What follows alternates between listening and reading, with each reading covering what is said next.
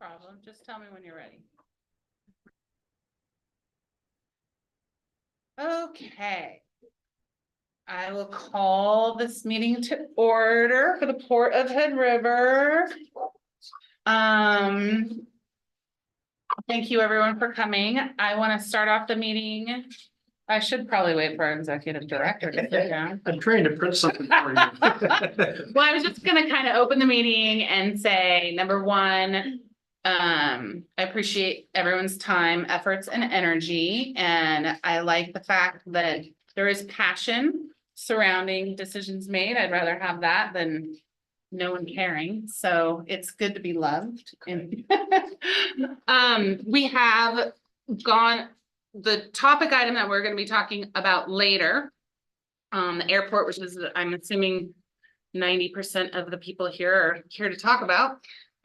When we do talk about it during commission time, it is commission deliberation. We've all tried to reach out to all of the people individually. We're more than happy to hear your public comments, but the only public comment that, or not public comment, the only person that we have asked to give a small presentation during our deliberation would be Jeff, who is what is your title at the Dallasport Airport? Airport manager. Airport manager of the Dallasport Airport. And that's what I'm printing out. It's a big file, That's so. fine.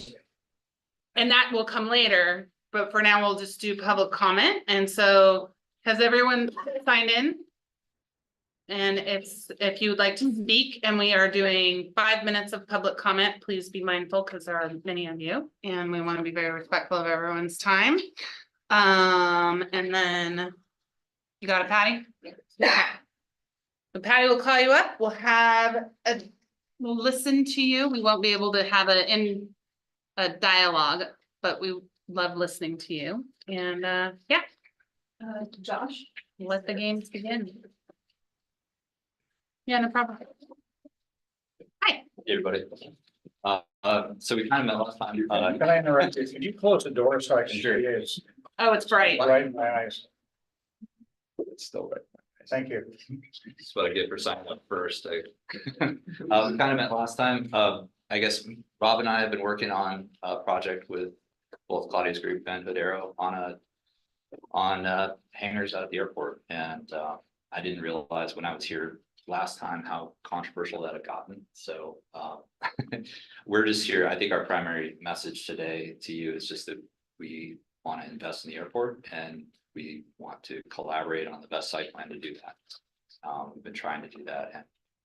And I think it's gotten a little bit muddled up along the way, but I think there's a way to do that. And I was able to meet with Terry today, and hopefully we found some more common ground. And I think we pretty much agree on everything on what should happen out there. So we just want to invest and hopefully make that happen, whether it's commercial or private use. So, thank you. Thank you. Next is Mike. Is that allotted with the deck I have? Oh, no. That's okay, separate. sorry. Yeah. Yeah, Judy.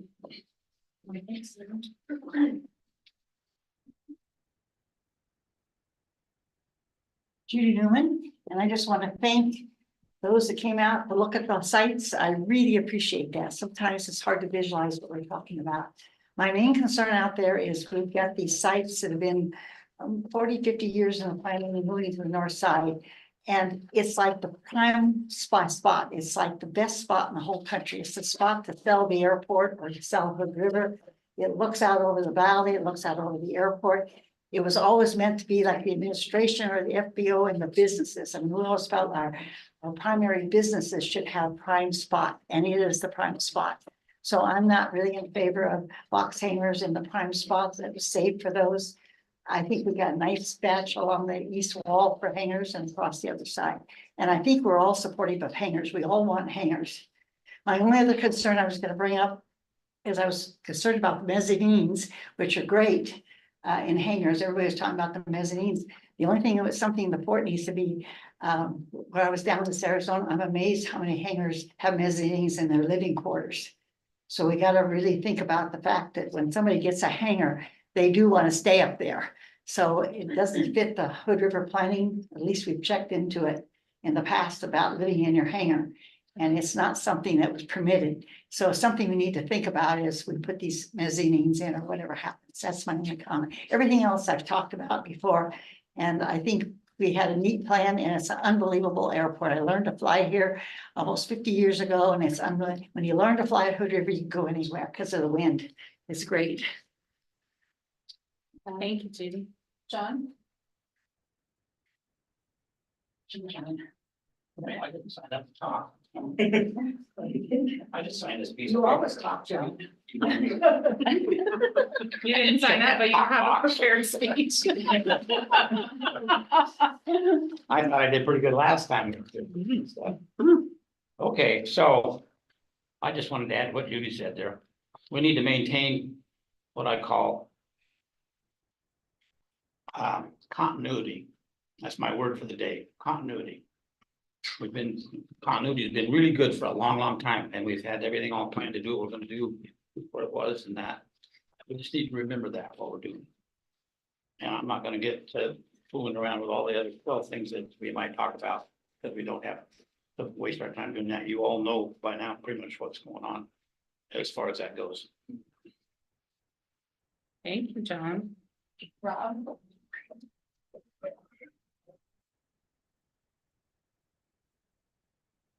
Guys, my name's Rob. Sorry I wasn't here for the last meeting, but I'm, working with Josh on this hangar build. And so the main thing I wanted to say today is just introduce, myself and kind of make sure that, who I am and our intents are kind of clear to everyone. So, I've lived here for 20 years and I've had 3 kids born in Hood River, learned to fly 15 years ago here with Dave Cable, so not 50. But definitely have been here for a long time and for sure am a, I'd say dedicated member of the local community and want to see this airport successful. And so that's one of the big reasons that Josh and I talked about making sure we can come in here and invest. And so, our plans are pretty simple. We want to build a hangar. There's no ulterior motives to try to displace plans that have been in place. If we do indeed build here, right, we want to be members of the community. I have no intentions of coming in and trying to fly and not be friends with our neighbors and whatnot. So if we do move forward, I want to do it in a way that everyone agrees. There might be other specifics like the mezzanines. I can guarantee you I'm not intending to live in a hangar. I've got my own very nice house. But with that, I just want to make sure that everyone can put a face to the name, knew where Josh and I were coming from. And, if you guys have any questions afterwards that I can answer for you, happy to do that. So. Russ?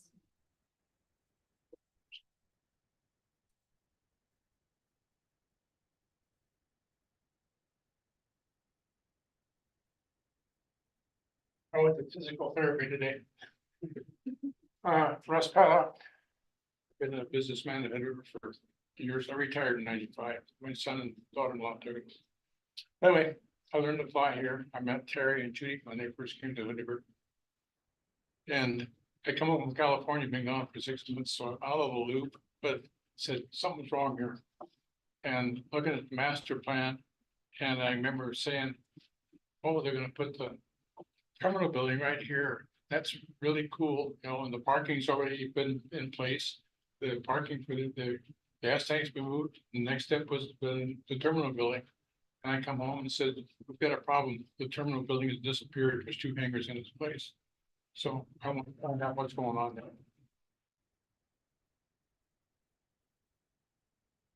Jeff? Peter? Oh, he's talking I think he just signed up for. So Terry. I think probably most of you know me, but I've been an adjacent landowner to the airport for nearly 50 years, 45, 47 years. And my whole interest in the whole time I've been involved with the airport is to try to make the place a better airport. And through that time period, we've been through, 5 master plans? all calling for the FBO to eventually be moved to the north side of the airport. When I say FBO, that's a very, very broad term. What it really means is the terminal building, which is the heart of the airport. That is the only part of the airport that the public actually has access to. Every other part of the airport is a building that somebody else has got the keys to. And typically the rest of the airport's behind security fence. So that is kind of the heart and center of the airport. These 5 master plans have all called in progression for that to be moved over there. It's involved $25+ million between moving the north taxiway, redoing the ramp, moving the fuel tank over there twice. Because the fuel tanks have already been over there once, they're back there again. And every time the purpose has been to have a nice publicly owned and operated public facility with washrooms where if somebody flying into the airport can get out of the airplane and run to the washroom. Up until a year and a half, 2 years ago, that was available on the south side of the ramp. But then the port chose to rip up the public parking area on the south apron, where there was no facility left over there to park an airplane. The FBO has got a couple of parking places over there, but they designated the new north ramp as the public parking place. We've been now, what, 2.5, 3 years into that? And there is no place for anybody to get out of the airplane over there and go to the washroom. The port has a porta potty over there that they use for their own crew. That's up until recently had a padlock on it. Judy and some other people finally got the padlock off the porta potty. It's been off for a little while.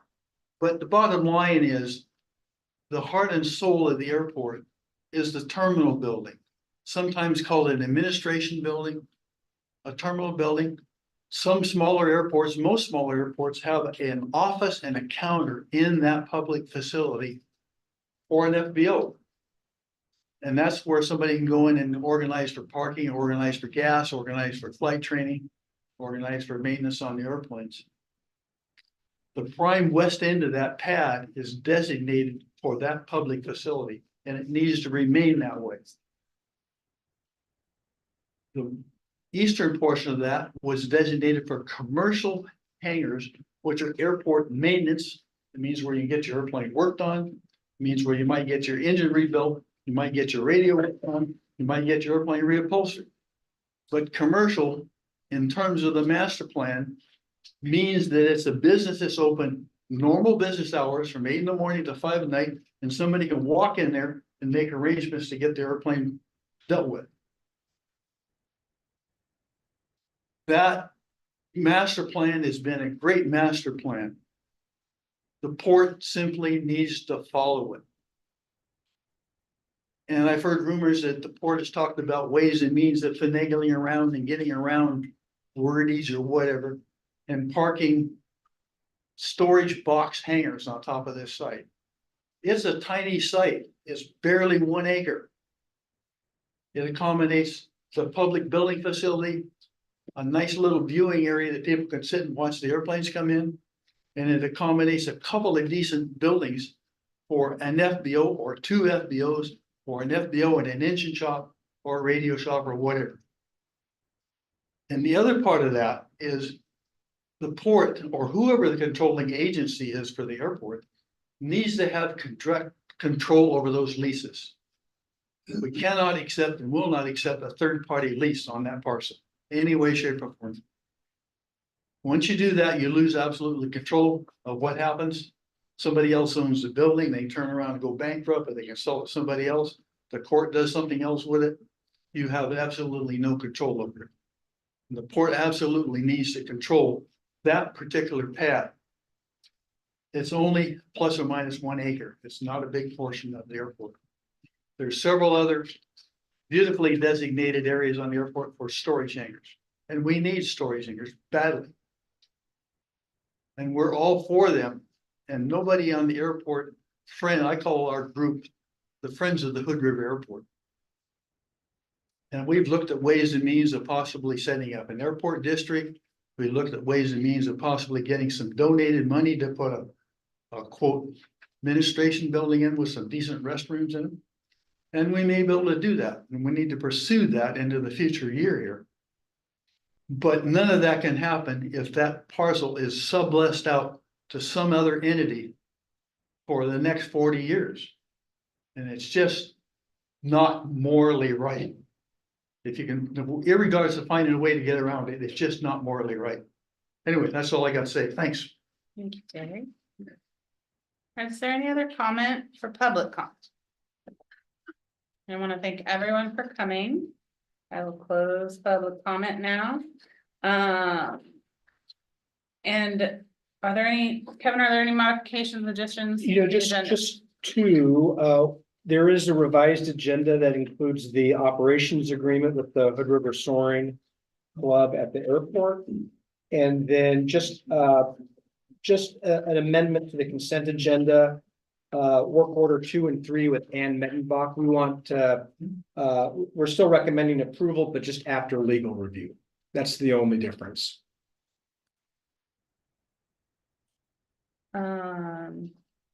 Oh, I see. So item H, that should Correct. just say approved after legal. Exactly. Yeah. Okay.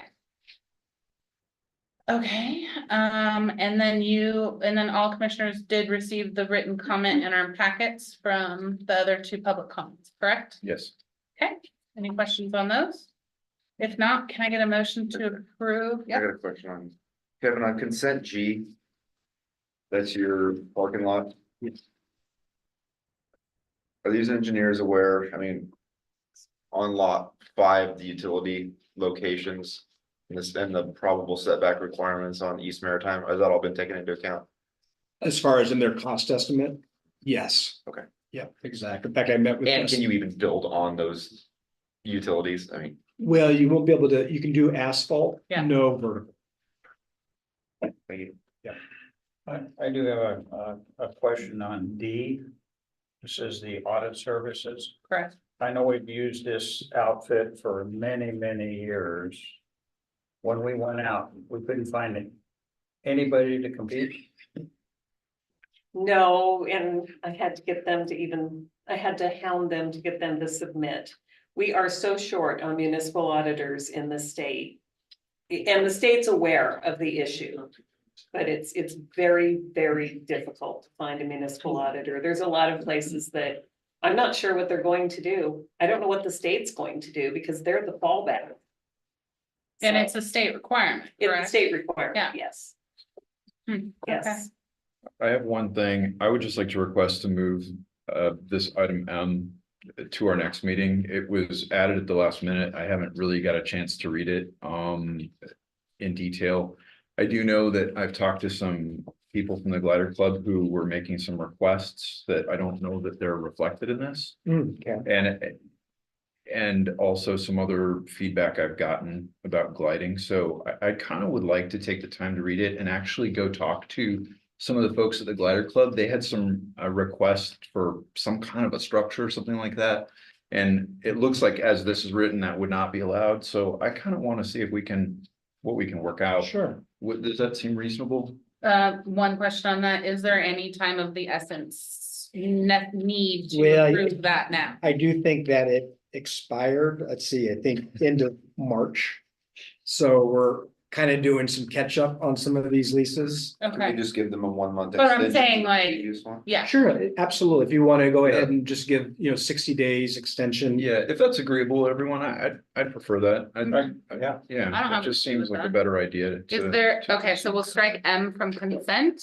Or let's, if maybe strike M and then add in to simply add 2-month extension to the pre-existing lease. Okay.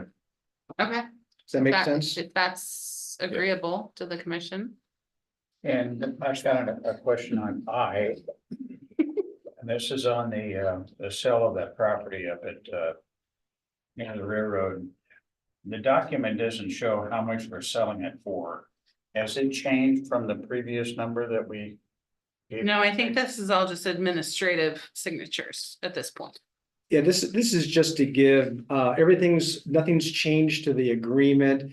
the title company just wanted to make sure that there was a designated approved signer Okay. of the documents. So it's really a housekeeping matter. Okay. Yeah, a lot of those That for some reason, they're really. time of the talking down on essence, that. yes. Yeah, on signers. Okay, You have several signer requests on here. yeah, okay. So if there's no more discussion for consent, then I will ask for a motion to approve consent, adding legal review under H, eliminating item M, but replacing it with a 60-day extension to Hood River soaring. I move to approve the consent agenda by removing M, but amending it to allow a 60-day extension and amending item H to allow for legal review. Is that everything? Yes. Okay. Second. Any discussion? All in favor? Aye. Aye. Okay, and then so for informational reports, just because we do have a guest today, I move to have item 5B. What? Those are just informational reports. There's no discussion I'm unless. sorry, presentation. Yes. Discussion items, item 6B to move up first, if that's okay, because do we have Parks and Rec here yet? Oh, yeah. Oh, we do have Parks and Rec here. Yep, Mike Howard and Mark Yeah. Hancock. Do you have time constraints or are you okay? Okay, then never mind. We'll do Parks and Rec first. Oh, okay, so does anyone have any questions for Kevin or Mr. Shannon about informational reports? If not, we'll move to presentation. No. Okay. Now it's Parks and Rec's turn. Okay. Thank you, everybody, for having us here tonight. My name is Mike Howard. I am a board member with Hood River Valley Parks and Rec. Very much appreciate having the time to present a little bit about our upcoming ballot measures next month and to give a little bit of information on what that entails. I understand your time is very important, so I'm going to be brief, but as comprehensive as possible and just try to give information tonight to help out with filling in any gaps. As I know, we've had a lot of questions to us. I'm sure you probably have some questions to yourself. And then I brought my heavy hitter, the executive director of Parks and Rec, just in case there's the thing I need. Okay, next slide. So, Parks and Rec, what do we do? Well, clearly we do the Aquatic Center and that's how we started. Our funding was structured originally in 1988 with the district being founded to take over just the Aquatic Center. In 92, shortly after, it was readjusted by vote to take on trails and parks at the same time. Now, at that stage, we had not received any additional funding than we had originally with the Aquatic Center. And so we continued to kind of grow and expand with what our needs were based upon the community. Again, in 2021, we took on what was originally community education and started overseeing both the youth and adult sport league summer camps. We got a grant through the school district to see that out for 3 years, and that grant expires September of this year. And so we still are working on the same tax rate that we've had since 1988, if I recall. Next slide. So how we got here, this is our process. Starting back in 2017, we recognized that the pool was failing. It got a longevity score of out of 100, which gave it 3 to 5 years of survival. At this stage, we are past that mark and we are playing with borrowed time, more or less. So we decided to go out to the public, talk with stakeholders, get the focus groups going, and really reach out and figure out what was happening. In 2019, we had a ballot measure ready to go, but as everything else, COVID delayed that. And it really kind of pushed everything back a bit.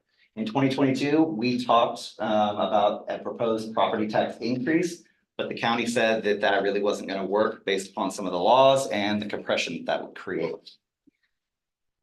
In 22-23, went back to the drawing board and developed our current proposal, which includes both a bond for capital and a levy for operations. This again was all done through outreach, survey, marketing. And we worked with the bond council to determine the specific numbers based upon what would most serve our community.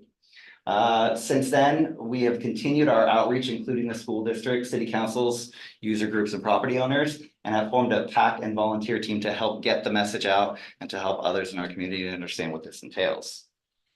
Next slide. What we were told, the community said they want it all. They understand that the pool is failing, but they want a modern pool with modern amenities. They want to expand and have a gymnasium and a community center and recreation space. Currently, Parks and Rec does not have anything outside of our current aquatic center. Everything else we have intergovernmental agreements with, engaging with the school district and other entities to be able to provide that recreational spacing, to be able to get some of that availability to provide the services that we're using. We also know that the tennis courts are failing. They, Sarita Park are not really functional or useful in many, many ways, and they are not long for this world either. We were told a lot about pickleball and the benefits that pickleball would bring to our community. I probably don't have to bark up that tree, but the encouragement was that if we expanded that as well, we could start bringing in outside tournaments and the like and start hosting ourselves and really expanding the contingent there. We also know about fields, specifically adult softball fields have been brought up and more flexible field space in general, including baseball fields. After school rec programming is also something that we can't get away from. We know that we want to take it on. We want to be able to provide that for both youth and the after school summer camps as well as adults and fill that void the community education left. We were told that we will pay for it and we will vote for it. Next slide. So on this ballot coming up in May 2024, what we have is a $72 million bond, which can only be used for capital building. That will include the new pool, gymnasium, recreation space, community rec center.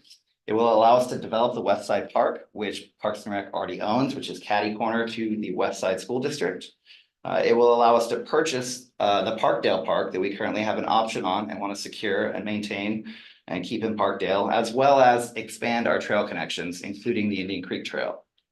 We also have a 43-cent levy, and that is what we need for the operating dollars. At this stage, the levy, of course, as you know, is for 5 years only, but it will help us to expand and to be able to continue to provide those services, which we are desperately in need of, given the fact that we have not been able to expand any of our operating costs since taking on the pool and districting.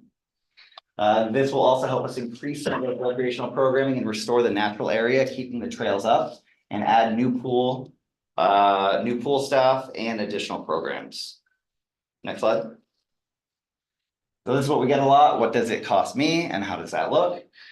For the $72 million bond, it's approximately $279, 43-cent per assessed $1,000 levy. Is an additional $94 per year. That comes off of the assessed median price of homes in Hood River County. We get a lot of questions about what is the real market value and is that what's going off of or the assessed value? So if we could go to the next slide. The 373 average that we say that Hood River County homeowners would see is based upon that assessed value, which here you can see found on Zillow. This home is for sale right now. It is not inhabited. We felt comfortable being able to use that. Many people are going with this $850,000 real market value that the home is selling for, anticipating that that is what the bond and levy are taxed off of. But as you get into Zillow a little bit deeper, you can see that the actual assessed value for this home is $259,000. So including the $1.27 per thousand bond and the 43-cent per thousand levy, we are at $1.70 per $1,000. And so that would be what we mark off of our assessed value. That is something that we've had to explain many, many times. It's hard coming out of my mouth as well. I need a little bit more water. And we're going to keep explaining that over and over again. I had to have it explained to me as well. So, but that's okay because we're getting better at it and we feel that it's going to work for us. It's what the people asked for. And we had quite a lot of polling that we found ourselves falling in line with. All of the research and polling that we did, nothing was outside of the majority. Next slide. So the proposed pool concept, what we came up with allows us to put the new community center and pool next to Jackson Park. That it would allow us to have the benefit of not having to close our current pool. It is limping along, but at any stage, it may be broken down and irreparable.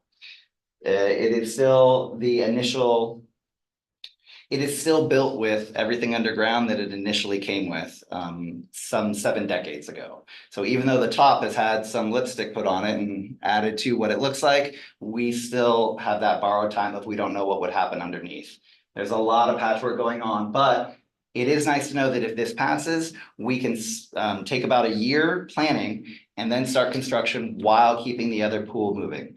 That really matters pretty heavily given the fact that we've had 65,000 individuals pass through the aquatic center last year alone.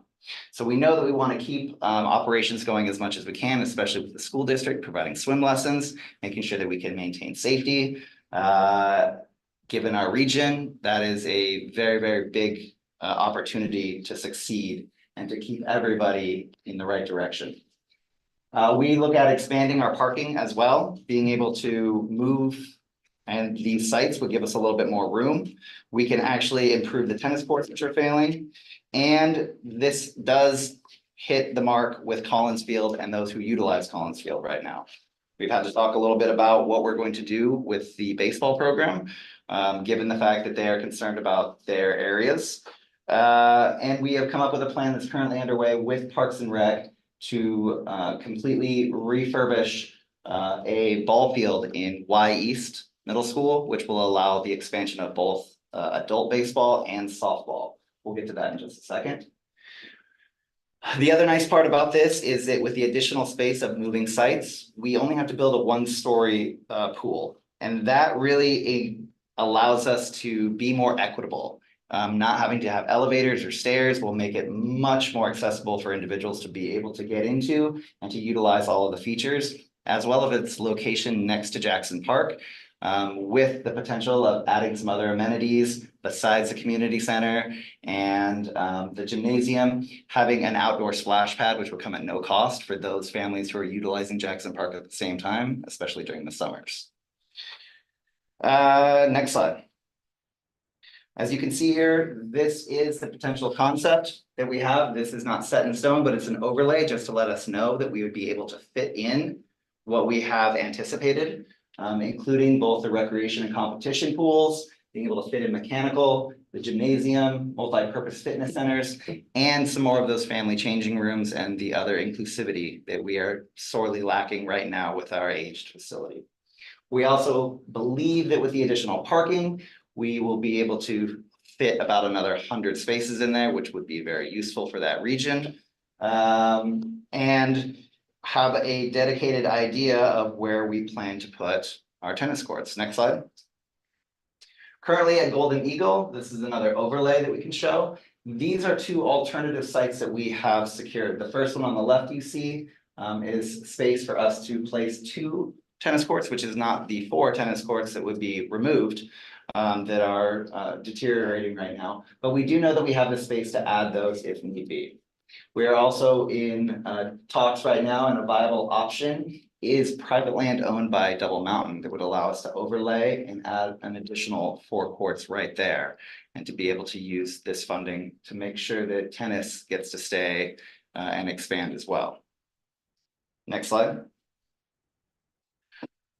Now, besides just the replacement of Collins Field in a sense, not a directly across the board replacement, but the replacement that we are working on currently at Y East, which should be accomplished within the coming months for this ball season is my belief. We are also looking to use these funds to expand our West Side Park. And this gives you a small idea of what that may entail. We anticipate being able to keep the natural areas, but also put in multi-purpose sports fields, which will accommodate many, many more youth. And it will be at least 3, if not 4 seasons round the clock access. This will give us some of our first fields available and really look at being able to start expanding with that recreational programming and the options and the cost availability to many of the youth here looking to get into those programs after school and during summer camps.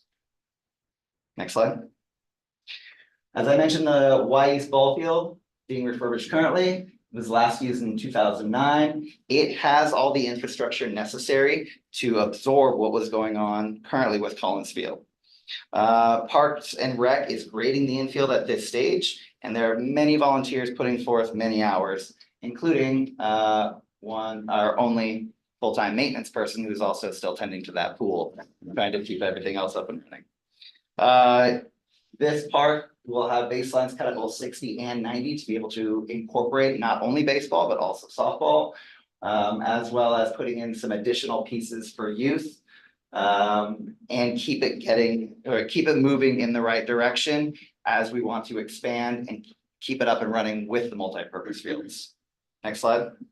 You'll see here, this is what it looks like right now, needing a scoreboard to be redone, but the backstops and the infield grass ready to be graded. Next slide. And you'll see the movable fence and the mound, which can be mobily placed and removed at the same time to make it more accessible to any group that's looking to utilize it at the time. The dimensions here will give us both the 60 and 90 feet necessary to meet the requirements that people are looking for and are afraid that will be disappearing with Collins Field at the same time with this pool swap. At the same time, next slide. We ask why both of these measures are needed. Next slide. We keep repeating that the pool is just failing. The tent panels, they are incredibly expensive and probably get replaced at one or more a year. I believe they're about 10 grand a piece, and the wind treats tents about as you would anticipate around here. Our boiler to keep the pool at a comfortable temperature is not really conducive for some of our demographics that need the pool to stay at a reasonable temperature in order to get physical healthy exercise. It can drop below temperature in a way that can actually be more detrimental to them. So even though the facility may look like it's open, sometimes it's not open to every single user group. The piping, everything else, the locker rooms, it's all out of date and the functioning is low at its best. We also want to mention that our current property tax rate is one of the lowest in the state. It's currently 34 cents per $1,000 of assessed value. And if we compare that to the Dalles, which is currently at 86 cents, the Dalles isn't even one of the highest either. The Dalles is more middle of the road at this stage, but we come in, I believe, about second across all Parks and Rec districts in the state. Do you mind if I interrupt really quick? Because I was a little confused and I didn't see it in the packet. Is the 127 proposed new rate? Is that in replacement of the 34-cent rate or is it in addition to the 34-cent? Good question. The 127 is for our capital bond, and that's for 25 years. The 43 cents is in addition to the current 34-cent rate, and it's a 5-year levy. So that gives Parks and Rec 5 years to figure out how we're going to adjust what the current property tax rate is. Or potentially go back out for another levy if that's the case, but I can't speak for the board at this stage on what that option will be. Though, looking at what our lowest rate is, and what was discussed before, there will be more deliberations on how to go about making it more economical and sustainable. Thank you. We also do not have the ability to maintain what we have. I started out mentioning that we were intended to take care of just an aquatic center.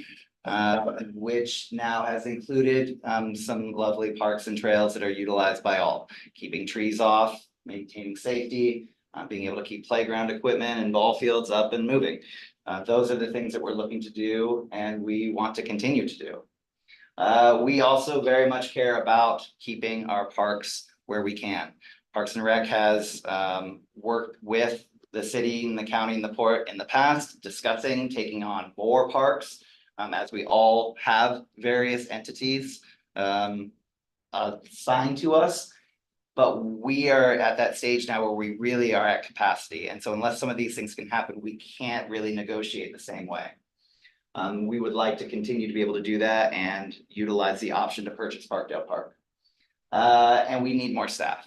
If you haven't been around the pool for a while, first job for some of those teenagers looking to go on and be first responders, looking to have their lifeguard CPR certification, they are the ones that they're striving to do more. They are not necessarily looking to just go make money in fast food service because they want to take on an additional challenge. At the same time, we're having a difficult time with being able to provide that to them with some of what is going on with our operating costs and the economy, as you know. And so we are really looking to continue to provide that opportunity to strengthen those in our community looking to grow and advance. Next slide and last. That was a whole lot and took me much longer than I anticipated. I'm sorry for the brevity, but I would love to answer any additional questions that you may have, or like I said, punt back this way for safekeeping. Question, you mentioned a swap with the city with the old pool site. Yes. Is that like a land swap deal that you're doing, or is the city buying it from the parks, or how's that working? Good question. So that has not been finalized yet, but in initial deliberations and MOUs, it has been discussed if there is an option there to make that happen, depending upon how the voters would like to discuss. But if we were to swap, in essence, they would be taking over the current pool space once we have the new one built. Hence, we would not be losing any downtime as long as we can keep the other pool up and running while we decide what it's going to be and then get it built. And then we would absorb the costs within the bond, I believe, to level that for them so that they would be able to utilize that space as they deem fit.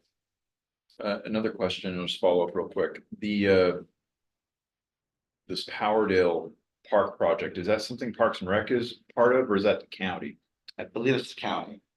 It is the county. We are an easement holder on the property along with 4 other agencies through the whole Powerdale corridor. So we're kind of involved with the county stuff.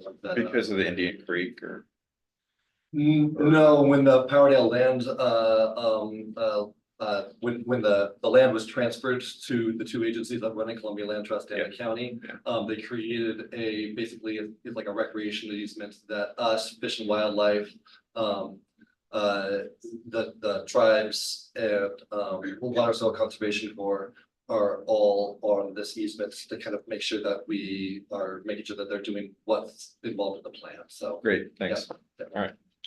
Question for you. Yeah. If I heard you right, you said you have 1 equivalent maintenance person now for all your properties. Assuming this passes, what does that 1 go to? 4. Additional equipment you're gonna buy? Such as? Well, I mean, new trucks, there will be, actually it'd have to be a new shop. Right now, our maintenance person works out of a 10 by 14 foot shed in the parking lot. And so, part of the West Side Park, property will be to have a shop on that site. And other general maintenance equipment. It seems like if this passes, first off, your pool facilities gets a lot more complex. You're adding a lot of stuff to it. And then it also sounds like you're improving properties all over the valley for sports and so on. It seems like to me a very large growth in your operation. You're sure that you can handle it administratively? You've got procedures, you know how you're gonna organize this and be effective and efficient with it. Yes. Yeah, we did a lot of planning, a lot of research on this. I mean, we are going from 1 full-time maintenance person to 4 and adding 2 ball fields, the park, more trails. We're doing a lot of catch up there. One of those maintenance people is dedicated specifically just to the building. So they will be just for the whole pool facility, because exactly like what you say, it's going to be a more complicated facility with more things. And so that person will be based out of just that building. And so 3 in the field, 1 in that 1 facility. And then it also has money in it for kind of like what the port does for summertime help to come on during our busy time of the year when the grass is growing and the bathrooms need more cleaning to be able to take care of that. But as far as full-time employees, it will turn in our full-time employees on the maintenance side fourfold. As well as additional recreational aquatic staff Yeah, And administrative staff has all been planned as well. So this includes all of that. But That's the, all paid for with the levy, the levy, yeah. and you have no plan in place with that massive expansion. You have no plan in place. How you're gonna pay for that in year 6? Cause you're saying multiple times, oh no, this is a 5-year levy. Okay, that tells me you have a plan for year 6. If not, then I would assume you're gonna come back and say, like you see with school districts, things like that, like, hey, we're not asking for any more money. We just want this levy to continue. Is that what we should really, in reality, expect in 5 years? Yeah, we're not saying that by any means we're done in 5 years on this. We're going to have to figure that out, but by state law, we can't increase our our permanent taxing rate without dissolving and reforming the district, which was what we had tried to do 2 years ago. And so we still could possibly do that in 2 years with just that one part of it, the operation piece, or we could just expand the levy like we normally do. It puts us in a spot that we don't want to be in, but that's unfortunately the way that with measures 5 and 50. Of not being able to expand permanent rates, that's the situation that we're in, so. Do you still get, or do you get, I'm just remembering. You have your small 34-cent rate now, your tax base. Don't you also get a fee or a cut every time somebody builds anything in this community? You get some money, don't you? Yeah, we get system development charges and that can only be used toward capital. It does not go a long way with what the land costs when we're out there looking at purchasing land. But those funds are all factored into Yes. where these numbers came from. Yeah. And just a clarification as well, you showed an example of a house that's for sale for $850,000. Assuming somebody buys it for $850,000, doesn't the assessed property get reestablished? No, it does not. It can only go up 3% annually per measure 50 in Oregon. Correct. Yeah, it's only new construction. Well, No. no, new construction goes on at the same average percentage between real market value and assessed value. Our assessed value never catches up with real market value. And what's the port rate right now? We get 3.32 cents per thousand. Yes. We're gonna break $100,000 this year in property taxes. But we're also using about $1 million in tolls for Yes, non-bridge I know. related activities. Right. Going away July 1. And back to your point, I believe, Ben, I would say that even though we recognize that the levy is 5 years and we understand where we're at currently, going back to the 2017 start of all this, we've done a lot of legwork. I can't speak for where the board will decide to go after this, but we are not starting from scratch. We have some ideas and options of where it might take us and are ready to hit the ground running as soon as we can put our next foot forward. Thank you. Thank you all so very much. Oh, I have one last question. Yeah. Do you have a place on your, through your pack on like a website or whatever, where a property owner could just plug in their assessed value and it would give them their new? Hood River County .com/tax. Oh, just through the. If you just go to there, I just didn't know if you guys had an easy. yeah, Easy button. I think that we're putting some social media together. We don't have the actual calculator or anything like that, but we're trying to put out like how to do it. It's just, I mean, it's a very easy website. You click on the thing and you type it in, but yeah. Okay, thank you. It's still tricky though, because it lists your real market value and your assessed value, and then you need to explain what exactly, like to look at the assessed value part. And if you're doing it on a phone, you gotta scroll over it. So I wish it was easier. Excellent. Thank you all so very much for your time. Thank you. Thanks. Okay. Okay, next item on the agenda would be our discussion on airport development MOU. Mr. Greenwood. Yes, thank you. This is hopefully the evening where we can get some agreement on the recent development at the Ken Jernstead Airport. As you recall, at our April 9th meeting, they had the spring planning session. There was quite a spirited debate about the type of development out at the airport. And really, I think it's come down to a series of questions that are here in front of the commission, and just go straight to the bottom. You don't need to answer these now, but these are the things to kind of think about as you're deliberating. And there is a map on the backside, and I just tried to delineate A, B, C, and D as the main sites. The letters and the numbers in the master plan were very difficult to read, and so these are generally roughly 60 by 120 pads, not exactly, but for the sake of the discussion tonight, those are the areas. And so the existing land use application that was submitted, that I signed to the county, proposed 60 by 120 hangars on sites A and B. So one question is that, should we proceed that way? There's been a lot of pushback on that because site A in the master plan is clearly identified as an FBO admin and an accompanied maintenance facility.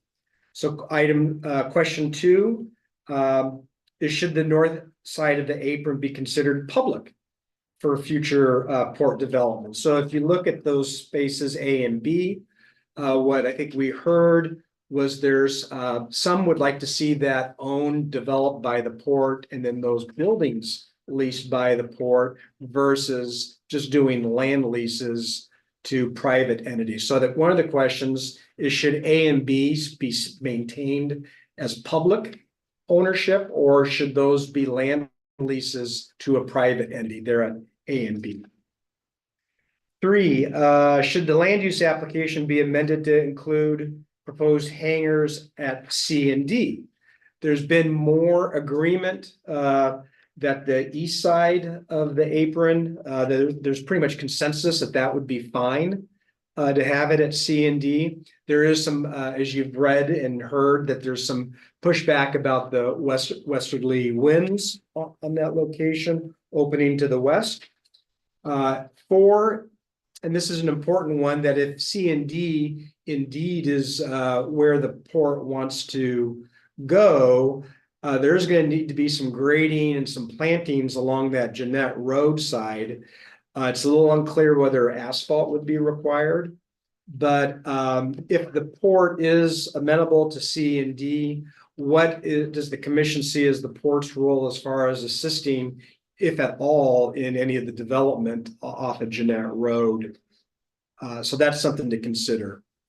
And then 5, if the north side of the apron is considered to be public, if you do view that as what we heard from representatives of WHAM, if you do see that as public, that really changes the nature of the MOU, because we were really looking at potentially getting into a development agreement with Claudia's group for that. And so if you do see that as being a very public and not going out to the private, then you might want to consider what that means to the MOU and future development agreements.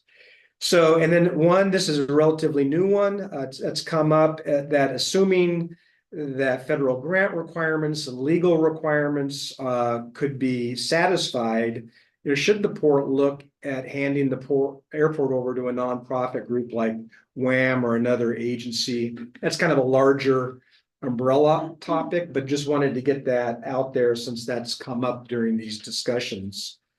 So I don't want to take anything more from your deliberation, and I've researched this. And so if you have any technical questions, certainly Jeff managed the FBO for several years. Mm-hmm.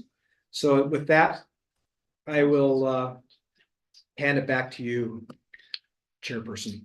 Thank you. And I would just like to, I know that we've had lots of conversations with WHAM stakeholders. The one thing that I don't know if the commission has heard from, which is why we invited Jeff tonight, is to kind of get a neutral third party. If he could wave his magic wand, what does he think would be in the best interest of the public and of the port and private developers and all of that. So I will turn it over to Jeff. Thank you so much for your time. I appreciate it. Didn't realize this was quite such a heated debate. My name is Jeff Bernard. I started at Hood River Airport in 2016, helping with facilities projects, and worked my way through with TAC Aero and became their general manager, for lack of better. So I've kind of seen a lot of projects come and go in planning and the big gravel patch on the south ramp that the Bonflotos were originally going to put buildings on and couldn't come to an agreement. And so I've watched some of the emotion and the controversy up there. The piece that was just handed out to you was something I've spent the last couple of days working with Precision Approach, who is also my airport engineer in the Dalles, but he's also your airport engineering firm. Tracy and I worked this out, trying to come up with a compromise that fit everybody. And I guess answering the question about the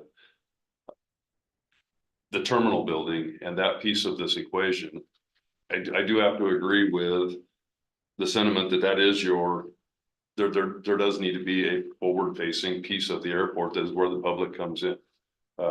Experience at different airports flying in and out. And if you don't have that one component, then you don't necessarily have, it's not a very welcoming airport to come to.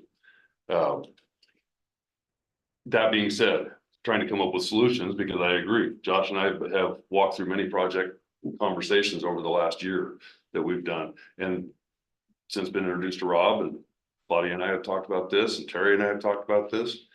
I think there's a solution to this airport. And again, having been involved with it since 2016, I think it's very easy to make that airport a sustainable, profitable airport. It's just going to take a little bit of thinking out of the box and everybody getting along. The example I shared with you is taking the existing 60 by 120 that these guys are proposing and pivoting it. Could you possibly put that drawing back up? That would help me and everybody else. Take this building here, turn B 90 degrees, tuck it into the corner there. Turn A into a 200-foot long building that backs up, still has this 20-foot easement between the two buildings.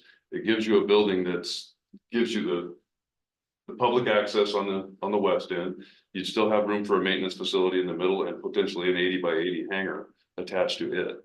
It could be publicly owned or it could be privately built with a negotiation of a public-private sector type building. One of the challenges that Tracy and I did determine over in where D is at is that there's a whole bunch of easements, power easements running under there. There's irrigation and there's power. We can't figure out why there's power stubbed up right out in the middle of here, like they were planning on the original building. I can't figure out why yet. I didn't have time to study it far enough to understand where there's a power panel out there for the future building, but it appears to be in conflict with what that drawing references as well. But understanding that Terry has an easement, there was a discussion last night at an event of taking building C and turning it 90 degrees.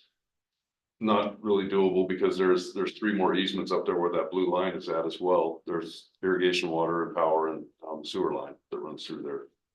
So if I had my magic wand, as Christy put it,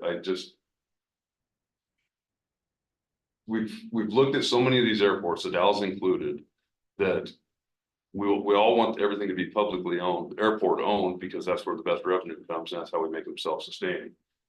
We also don't have a magic pool of money.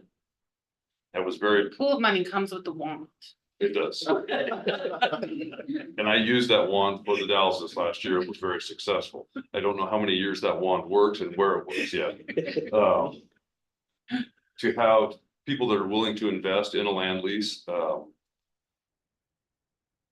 airport should always have its first right of refusal on any piece of property that's built. If the hangar is built and somebody wants to sell it, because I feel like, and Josh and I've had this conversation, it's a selfish motivation. At the point that I can't fly anymore, I sure don't want to have an airplane hangar. It's not the best investment in the world. There's other places to make money doing this. So I don't see people, it's very rare that you see somebody carry their lease 40 years, unless it is truly a commercial business. I do hear Terry's concern of it being a commercial business. I don't think that any body such as yourselves has the right to, or has the ability to say what that commercial business is inside of it. It is a commercial business, and if I choose to sell flowers for my airplane, then that's still a commercial business. It fits the model of what the master plan designed. The master plan is not insurmountable in that you can't just have 15-minute email and a phone call and do a pen and ink and change the whole master plan would. As long as you meet the intent of the airport with the FAA, they're not gonna care where you move stuff around. But I do have to agree with keeping some public entrance because that is a concern since we moved everything to the north ramp for parking. I've experienced that. By the time you get your plane tied down, you're looking for a bathroom. And there's just no facilities over there. So how did you handle up at your place, this land lease? Do you have much land lease for hangars and stuff up at Dellsburg? Presently, we have one condo association hangar, which is a 10-unit T hangar. And in the past, there's been a couple of other buildings built by private entities.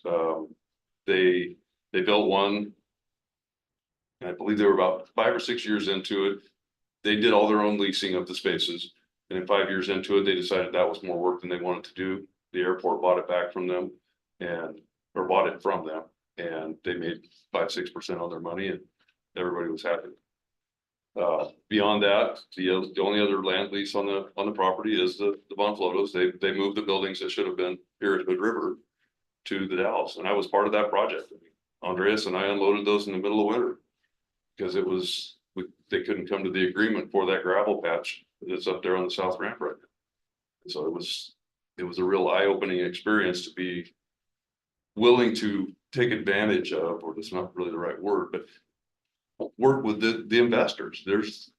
They've got money. I mean, and that's been a fantastic piece. It's very heartbreaking for Hood River to not have those 3 buildings sitting here and the revenue that's driven off of the employees that are inside of them.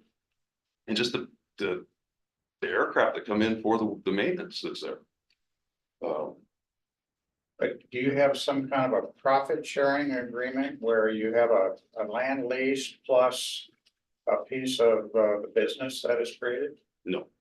So you're strictly land lease? Strictly land lease. We have 20 cents on aviation lots because they are, and I did about a year worth of studying on that, looking at the region. When I got to the airport there, we were leasing land at $450 an acre. And that, I believe, worked out to about 15 or 16 cents a square foot. Seemed extremely low. Similarly, my wife and I own a storage facility up in Ellensburg, and we are on airport property up there. We are at that exact same rate, 15, 16 cents a square foot now in Ellensburg for the exact same thing on a non-aviation lot. So you must not be making much money You're not. for your airport off of land lease. You're not. Where are you getting the rest of your money? Hangar rentals. That you have built yourself? The airport owns. The airport its own. And you've got your flowage fee off the fuel and but it's rentals are where it's at. And that is kind of the trade-off or the blending point where you have to have airport owned property.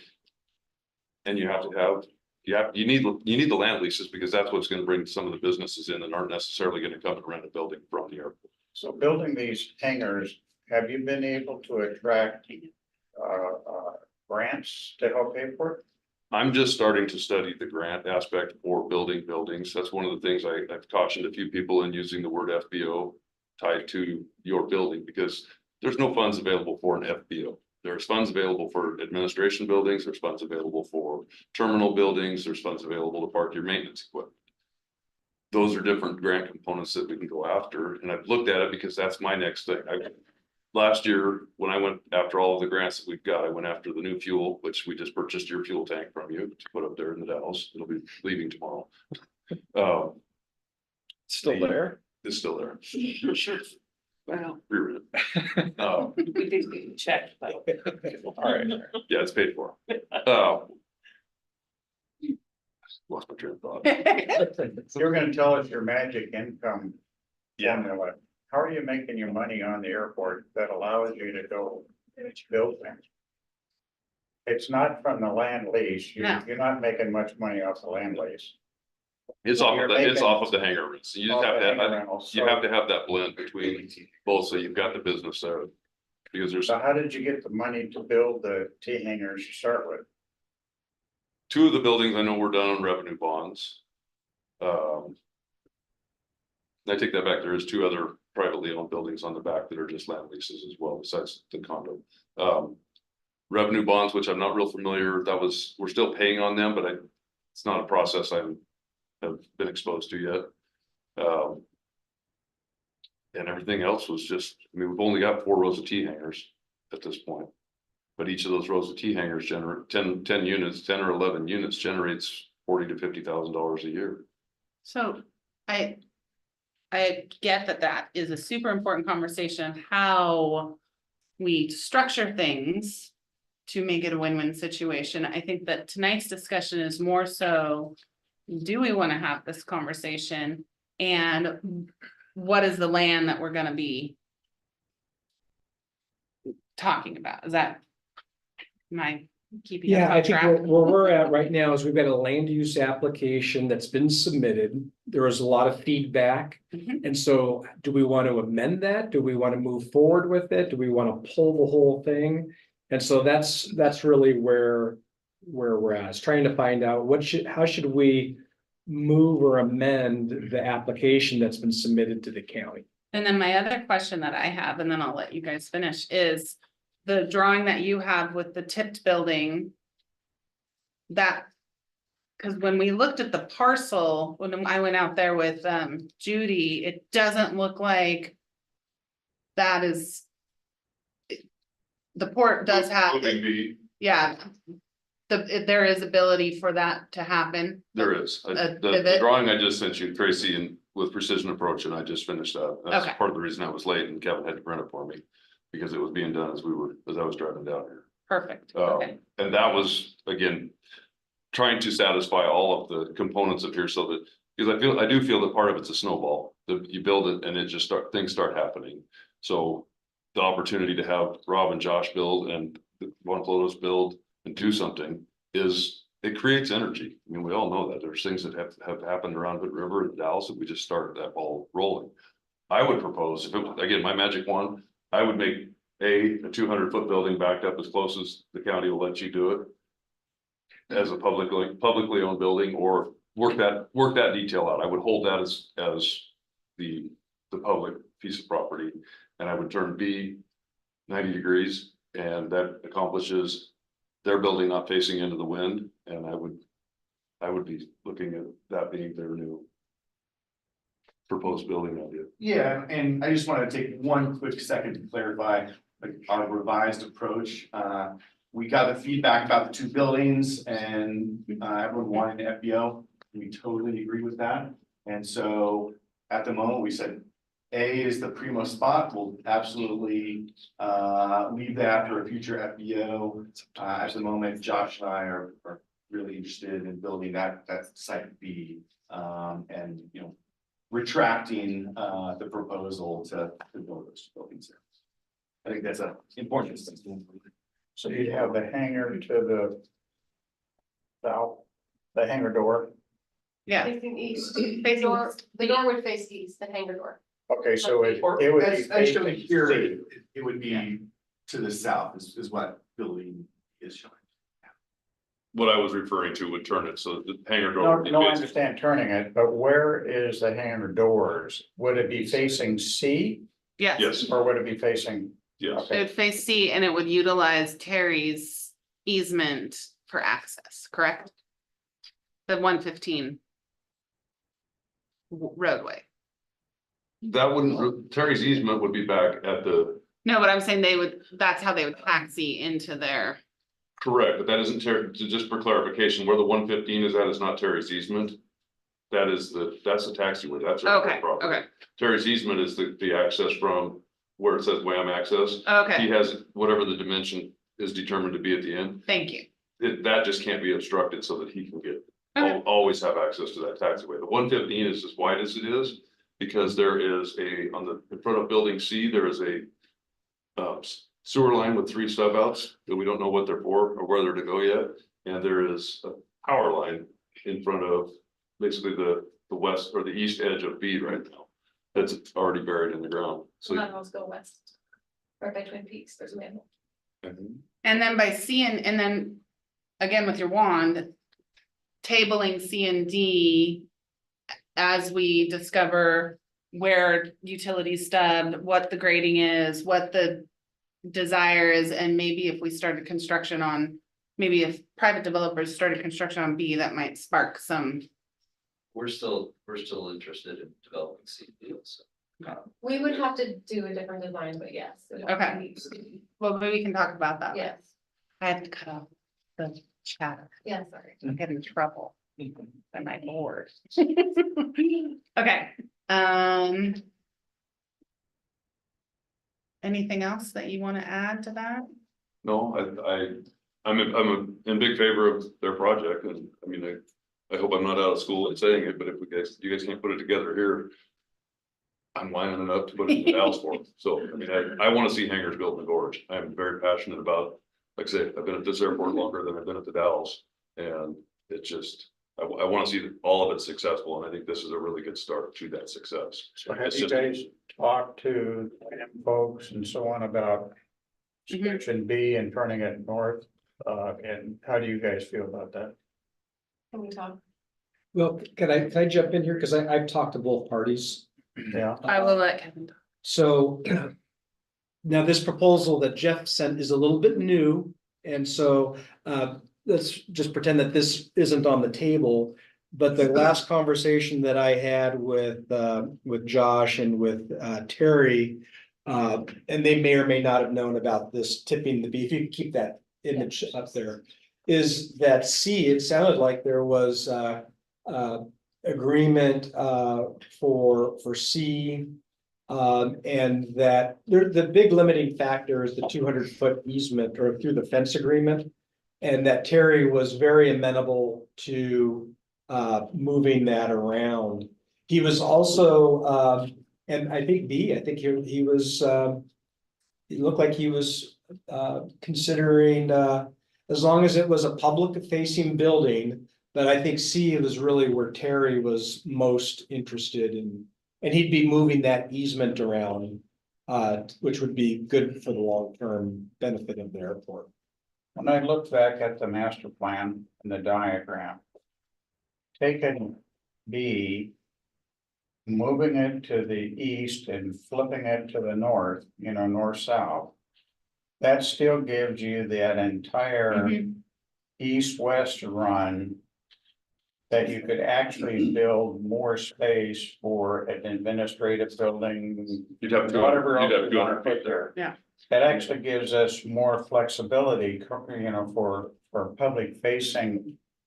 Buildings, doing it that way. Agreed. That was what I've been studying since the conversation started coming up, is how to satisfy their desire to not be facing into the wind.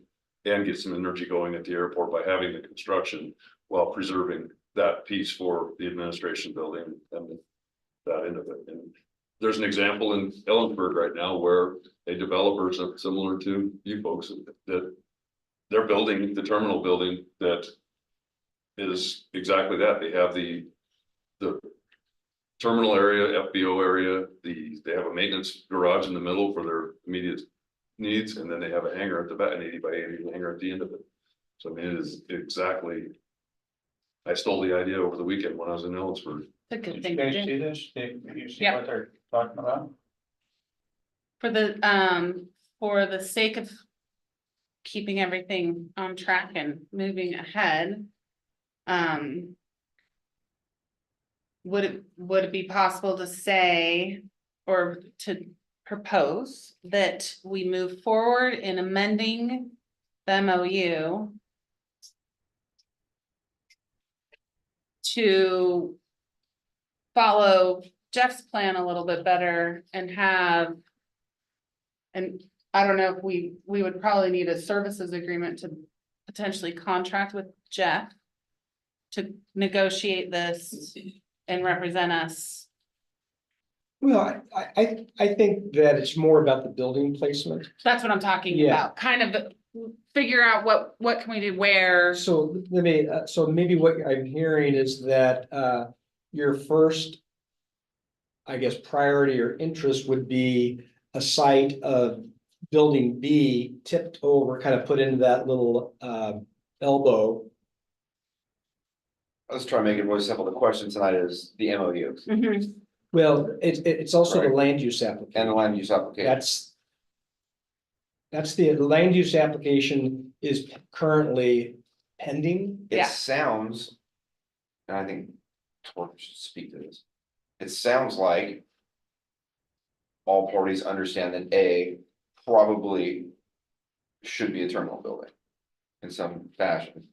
That's what I wanted. It sounds like the development parties can do what they need to do with B and maybe C and D and not have site A. And still, because that is important as well. I mean, they should not just be, they need to make money, they need to be successful out there. We want that. We'll still maintain. And it does make sense for A to stay terminal building, right? So that would be. Work with them on MOU and change, you'd have to change MOU and the land use application as well. That would be the answer if we're gonna do anything, right? So I think, let me lay my cards out, and I think that'll help clarify things a little bit. If the airport or the port had the money or wanted to invest the money, it would by far and away be better for us to build our own buildings. Just understand that. Understand that any ground lease is basically saying goodbye for 40 to the rest of our lives. And it's not really moving the financial needle that much. The benefit is this construction begets construction. However, if we ground lease our very best land away, where are we begetting construction that's to our benefit? It's not a beneficial deal if we say, here's our best real estate. Because then we're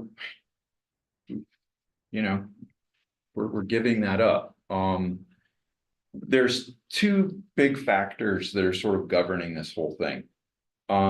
We want to work with our neighbors, whether that's the individuals that live around the airport or whether that's WHAM. We want to work with them. We don't want to engage in legal battles or contentious issues with them.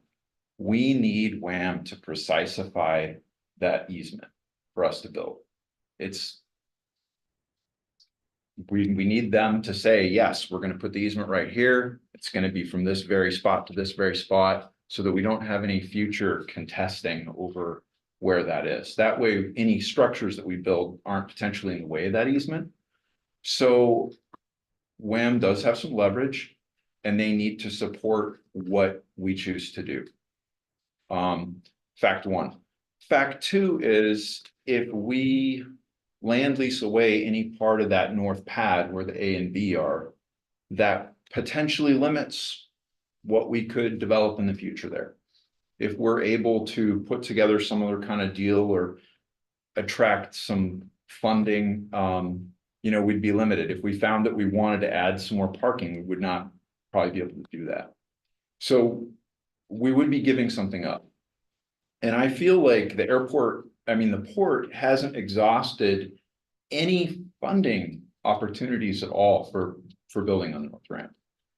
So I guess my initial compromise position is to say that east side, go ahead, let's sign a deal, let it be developed. As far as this other plan that Jeff has proposed, I'm not like knee-jerk against that if all the parties are thumbs up. If that makes everybody happy, and the port still gets that big, stretch that's bigger than A on there, because it stretches quite a bit further east. Halfway through B. I don't fundamentally have an objection to that, but again, everybody else kind of has to agree. And that hasn't been discussed at all. So Jeff, you talked to Terry, right? Yes, And what were his thoughts? I didn't get to share this with him. This literally was being developed as I was driving down here. Okay. We were trying to get And John, what do you think? the drawing. Generally, I definitely feel like A and B, at least up through most of it, needs to stay public. I feel like that's our prime space. If we could look out away with that, it is gone forever. It just feels like those places, we have C and B. I know the hangar space, the doors face a different direction. We all live in lots of places. How else would we do it? Did you guys see this from Jeff? So this would be the new A, pivot B to come in another. Yeah, you need it. Yeah. You'd be- I would do it. Ultimately, you'd be giving up this concept here. I'd like to go look at the the plot site and see what, but I think the big thing is that it's so important that the port hangs on to their land. I just hate to see it gone. I mean, you know, I think C and D is great. It's off the edge over there. It's. where we Yeah, talked I was about it. asked, what, I was So, wondering if you would think this was a good compromise. C and Could D that be a win-win for? I don't think about that. C and D, no question. And we want them to go. When they started this program in 2018 with the backfield and hangers, we were all on board. I mean, we want this airport to go. I'm just kind of worried about leasing a whole north ramp. I mean, Right, what that's we're why, talking about. that's why we're talking about. That's why we're this, yeah. talking a subset. I know. So anyway, just to reiterate, at this point in time, I would say, you know, I mean, I don't know whether that there needs to even be like an MOU, like just make a deal to develop the east part, you know, fine, go for it. But the north ramp. I don't feel great about it because we haven't exhausted or even pursued any kind of financing. And there, you know, yeah, it's not easy to get grant money for vertical construction, but it happens. Lots of airports have done deals with forestry or DOD or even like local fire stations and stuff for doing strange things like putting a fire tower at the airport and getting some mixed use. I mean, there's just different kinds of things to explore. And it's a decision that is going to ramify for 40 to 50 years. That's the concern. That's why it's such a big deal. It is a big deal, which is why I think we're making sure that we make the right next step. So just a question for us to think about. With a land lease, we want the developer to get a fair return on their investment. We're still trying to figure out what we want to be when we grow up. Wouldn't you make more money if we said, go ahead and build D as a land lease hangars today? And we leave the B option on the table as we start to get smarter on grants and what we can do. That's my thought. But we commit to the land lease on the area D. Once we get that built, then the next step is, should we do C or should we do the modified B? By that time, it gives you the air. I feel like the whole Jeanette Road pad can be done as one shot because it's going to be a savings to do it. I guess the question there though is, does that pull the rug out from The developer. the developer that we had kind of entered into, you know, a working agreement with? If they could make C and D phase one of their project, great, sure. But it sounds I like. have a you're little taking- concern of that. If that pulls the rug out from a group that, sure, I feel like it's had the rug pulled out before. I'm not opposed to it. Well, I just want to be sensitive to that. the MOU is an agreement to explore a possibility space. It's not a deal. And so a lot of information has come forth in this process of exploring this possibility space. So would you want to yank land use and have Kevin rediscuss what's possible and what? Because we don't need to talk about what they can do, what they want, what they can do tonight. We don't need it, but he needs to talk to them about that. Yeah. So I guess the question is, do you want to hold the land use and figure that out? Is that it? I mean, I think so. I don't know. I don't know what is involved with the county process in terms of tweaking a land use agreement or, I don't know what's So involved. the land use application is relatively easy. It'd be much preferred to do an amendment versus killing it and doing a new application. Mhm. I think we sat in with the planner on that. So, if for instance, if the commission decides that C and D is where you want to focus on, then what I would do is I would take that, go to the county, do an amendment to show the location of the two hangars on the C and D locations. Yeah. So I'm in favor of that, and I'm in favor of saying for the north pad that the port tries to do something with that. That is our best real estate. With the exception of if all the relevant parties, if all the interested parties like this proposal that Jeff has shared, then I like it too. Right. So that's my thought. I'm just looking at.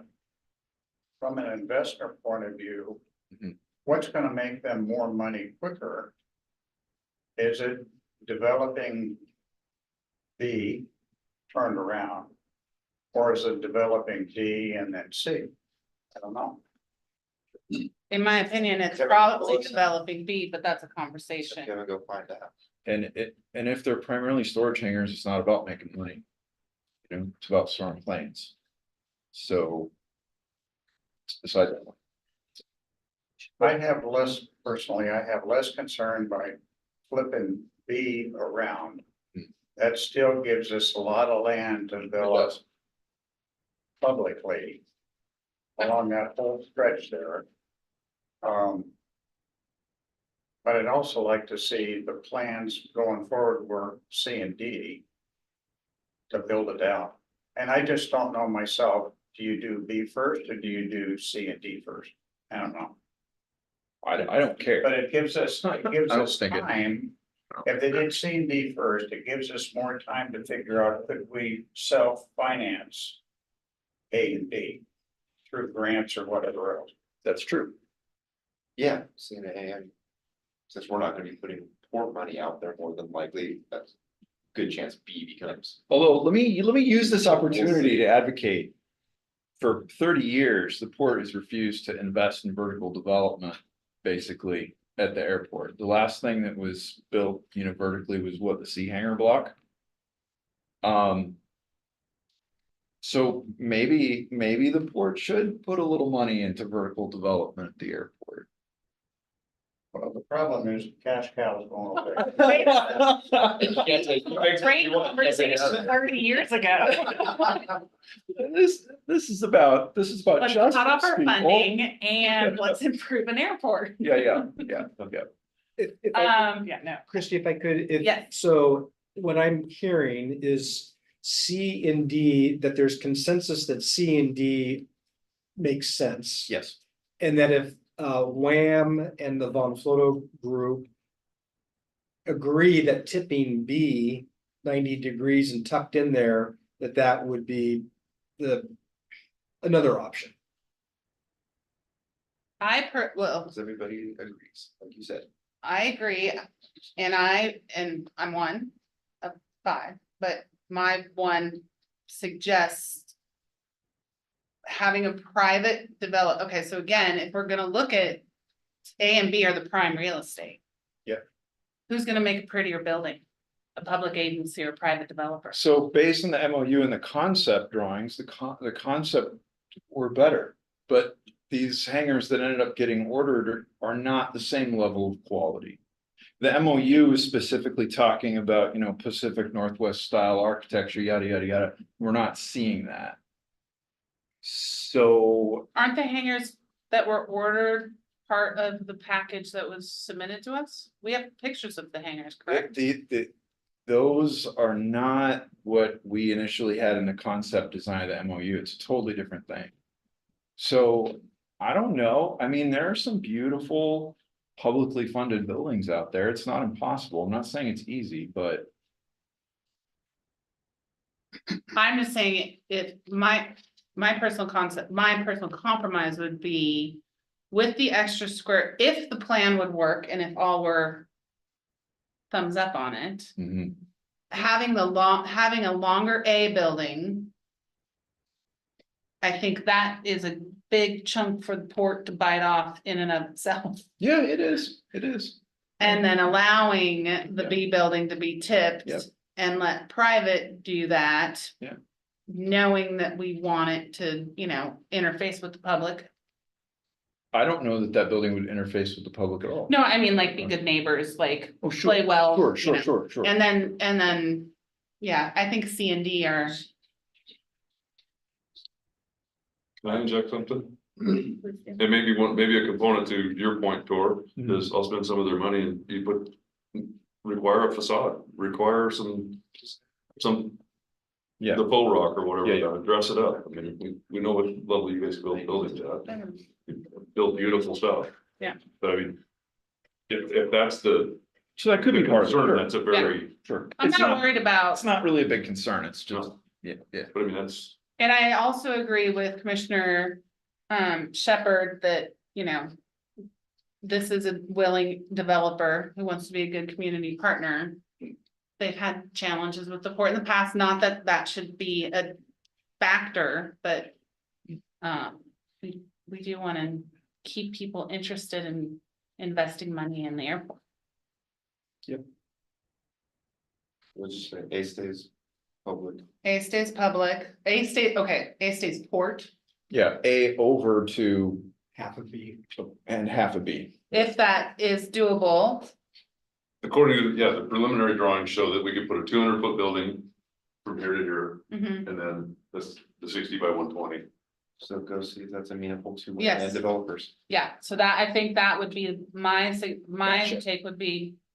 Yep. You take that and go to them and And then if for some we reason all hug it out. there isn't agreement on tipping it, C and D is still available. Absolutely. I would say Yeah. yes. So great, I can work with that. You're like, shh. The next, yeah, one more discussion. So the second part, because of C and D and its frontage on Jeanette Road and looking at the master plan, there are some off-site improvements with grading and some vegetation that the county will require. There's been conversations with the fire department. And so there would be a need, because there's great differences there between the pad and Jeanette Road. And there's also gonna be like arborvitae or some kind of shrubbery to block the residences from the backside of those hangars. Any developer will be expected to take care of that. Oh, it is. Okay, well, that's, I just didn't want that to come up, so if there's consensus that from the board that the port is not going to contribute, or is there area to compromise? For me, that's our opening volley. I mean, if the builder just won't come to play, then we need to talk. Well, and also I think it depends on what the county's gonna ask for. Yeah, yeah. If they say, we want some, you know. I mean, it might need to be a conversation if the county asks for the moon and then the developer says, we can't do that. You know, really, only thing the county, it was really just the vegetative blocking. And then there's just some engineering issues with the grade difference. That's not really a requirement. It's just cars can't really get up over the change. I think they can figure that out. And other properties that we've done down at the port, we require approval rights of what the building looks like, at least superficially on the outside. Yeah, there isn't any kind of design review, like if, you know, like going to Leavenworth, Washington with the Tudor style. We don't have any design review. I understand, but we're not looking to put a Butler building up on our property. We want something nicer. Right? Or do we care? Well, I think that's a good discussion. You know, I don't believe that it doesn't reflect what was in the MOU. You know, it's more of I mean, you don't want it to look terrible, but you have to remember, I seem to remember some numbers that didn't really forecast exceptional revenue generation. Correct. On this development, so you know, make it look nice, but I have a hard time expecting someone to go too far on when they're not making much money. The other thing too is it would look really weird if we had this great gorgeous facility next to a, not that I love Wham. But it is a more utilitarian style of a building, and so we want to make sure that we keep a good cohesive look out there.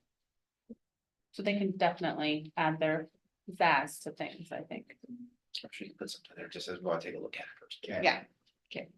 All right, so my takeaway here is to make sure there's consensus on tipping B 90 degrees. If there isn't, then C and D is good to go. And the developers on the hook for any of the offsite improvements off of Jeanette. Yeah, and just as clarification to, because I think everyone is in agreement with the comment that no subletting. That, and it sounds like from conversations that the developer has made a different relationship of more of a partnership.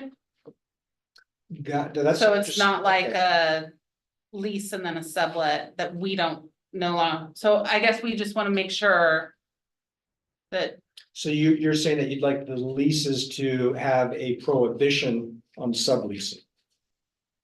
Is that what I'm hearing? or maybe an approval if they're gonna sublet? I think our current leases, don't they require?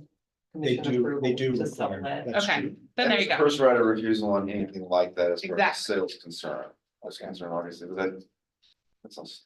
Okay, so Yeah. standardized sublease. Perfect. Language. Thank you. Okay, Is that okay with everyone? I think so. Okay, Okay, thank you. thank you. Can we leave? Thank you. I mean, you can stay. It's so much fun stuff to talk about. Thank you everyone for your time and for your involvement, and we really appreciate it. Okay. So I still have one question, they're asking. So are we talking about on this north ramp? This we taking on B and C and D all at one time, is that what you're looking at? You're talking about leasing the whole north ramp? No, To the group? Not I in. think they've got some. No, we're building at a time. It's already erected. The land, the existing land use application was for 2 buildings. Mhm. So we will try to. We will amend it. Yeah, we'll try to figure out which 2 buildings, whether it's a tipped B and C or C and D on the east side.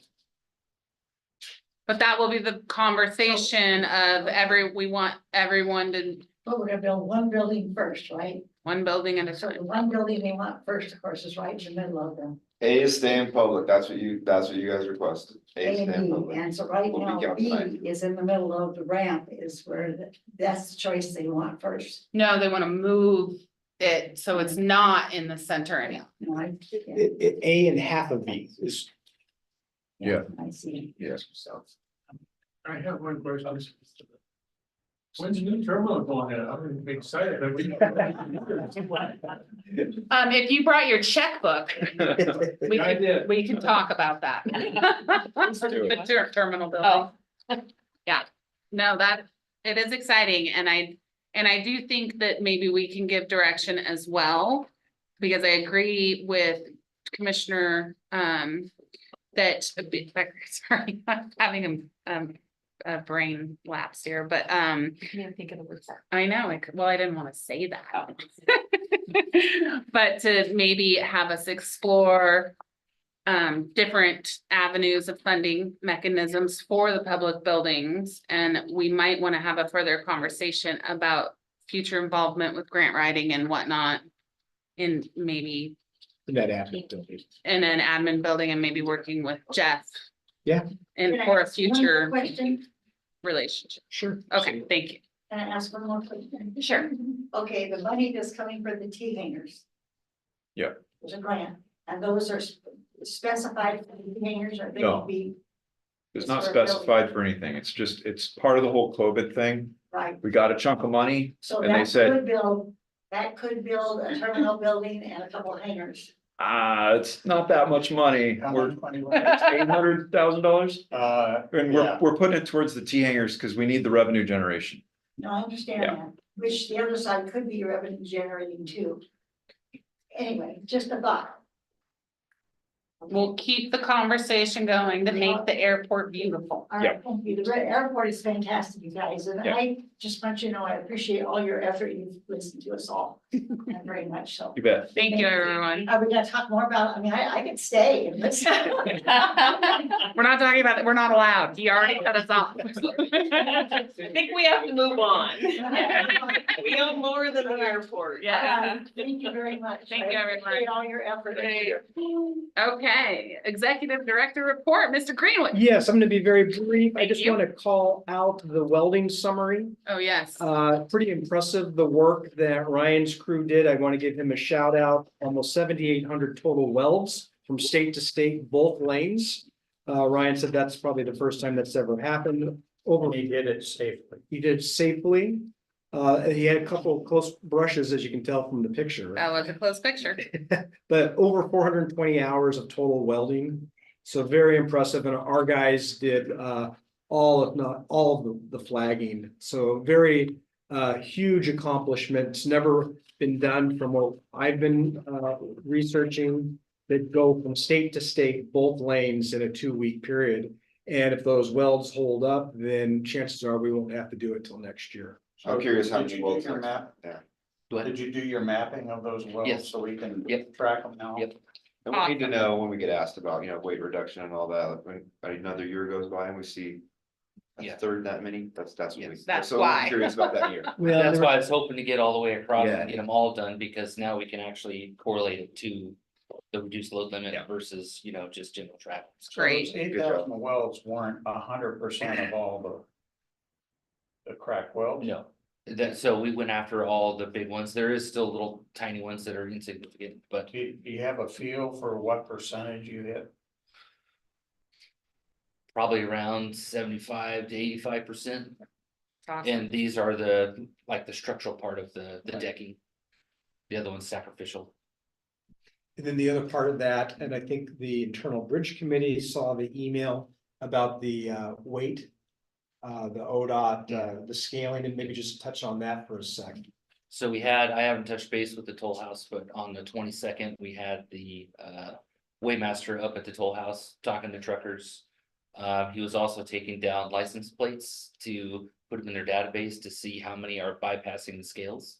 So it helped them and us. Perfect. We are going to move forward with down at the event site, putting in a scale. So they are gonna pull truckers off the freeway that are coming across the bridge that are looking overweight. Check them out and find them, and after a couple of those, they will stop going across our. Wow, that's So- awesome. So they're gonna get the southbound traffic coming off the bridge to bring them over. How are they gonna get it off at 84? They're gonna be up on the coming off both sides, and they could just target them and pull them off. They can go up to I 5 personally miles. think most of the stuff coming north. Yes. Is coming up 35. Yeah. It's not the freeway. Yes, If they're on the freeway, they're already going up to the Dalles to go around. yes. You're not gonna catch the ones that are coming from 35. But as soon as you target one or two that's going across The the word will bridge, get around. Yeah. they'll all find a different route. So where will you put the scale?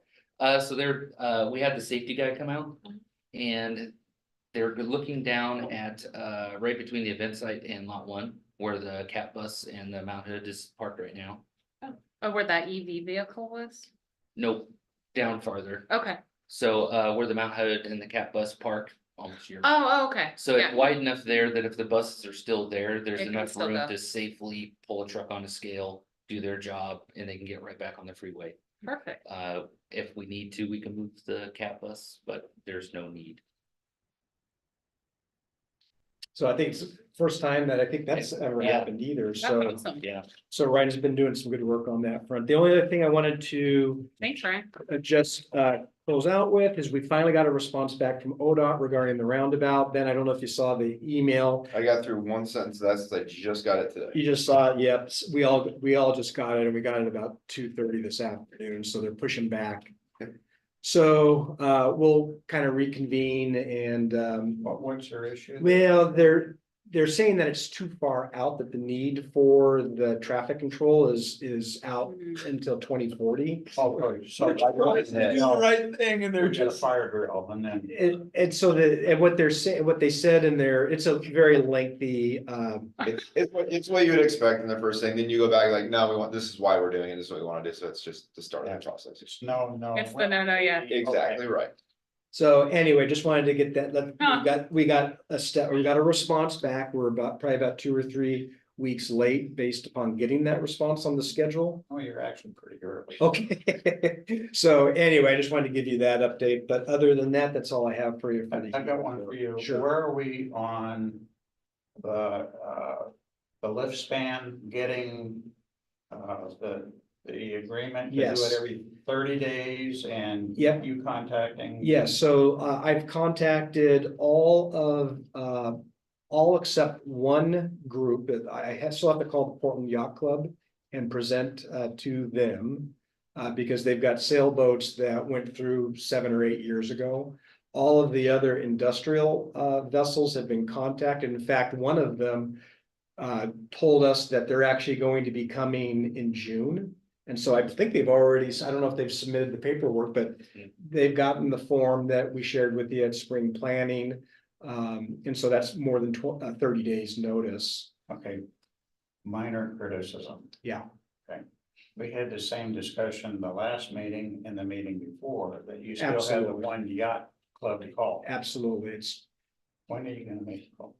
as soon as I can, sometime this week, I will make some time and it's not so much the Writing it down. call, it's not so much the call, it's going down there to present. So, but I hear it's you. really important for us. That's the last Yeah. one. Once we get that, will the Coast Guard change it to 30 days? What they'll do at that point is they'll issue the notice to mariners. Stating the 30-day notice, and then it's a 120-day period. So we gotta get that clock started. Absolutely. So can we have a, hey, let's close this case by next meeting? Yeah, absolutely. Yeah, Okay. let me do that. And then the one other thing that I don't think we need to discuss at all, that I wanted to bring up that was in your commission report, just because we talk about it a lot, is the sanitation district's decision in Odell. Yeah. 180 days is considered permanent. So us getting a temporary, and they don't want to budge on sewer fees, sewer tax. I think you cancel it. Plan B, Walk Yeah. away. off you go. I agree. You know, I spoke with the gentleman who's in charge of the construction of the new third data center in the Dalles. Talked to him about his workforce. And I also talked to a pipe fitter who's working out there. A lot of these guys, it echoes what the Kiewit people were telling Kevin. A lot of them are willing to drive for a couple hours or over an hour each way. So while it would be lovely to provide residences for them, yeah, I think it's time to cut our losses and pursue a different path up there. Yep. So, one other item, not for you, but for information only of our bridge. Last week, we had a really good 2-day meeting down in Portland with Kiewit, bridge experts from all over the world, and HNTB bridge experts from all over the world. We spent 2 solid days talking about foundations, superstructures, different materials, constructability techniques, and so on. The one aha that I got out of it, that you guys need to know, is that because our foundations on the Oregon side are not grounded on solid rock, there is a concern that we've got to be careful as we build the new foundations, that if we're driving piles, Shaky the existing bridge. you could actually trigger liquefaction on your current bridge. So what we're talking about doing is sensing up the bridge and maybe doing a test to see, because you're either gonna drive piles or you're gonna do drill shafts. Drill shafts is a lot better for this, but it's very expensive and a lot slower. Okay. So that's just something not to get too worried about, but understand people are already looking at it. I'm worried now. It's a risk item. Okay. So if they're pounding out there, you probably don't want to go cross. Just don't dump it up and down. Patty and I are gonna do. Maybe we can raise the speed limit. Okay. I'm, Want to cross. if it's okay with everyone, I'm gonna, move the action item really quick for, Committee reports. what's that? Committee reports anywhere on there, isn't it? No. Okay, so now we're on to action item for resolution waterfront policy miss. All right, commissioners, at our last meeting, you guys asked me to check in with you if anybody had feedback, and I had a couple commissioners get back with me. And I incorporated those thoughts into the resolution draft. And if there's anything different that you would like to see, changes, alterations, let her rip. I thought you did a phenomenal job. Thank you. Anything anyone else would like to see? Any questions?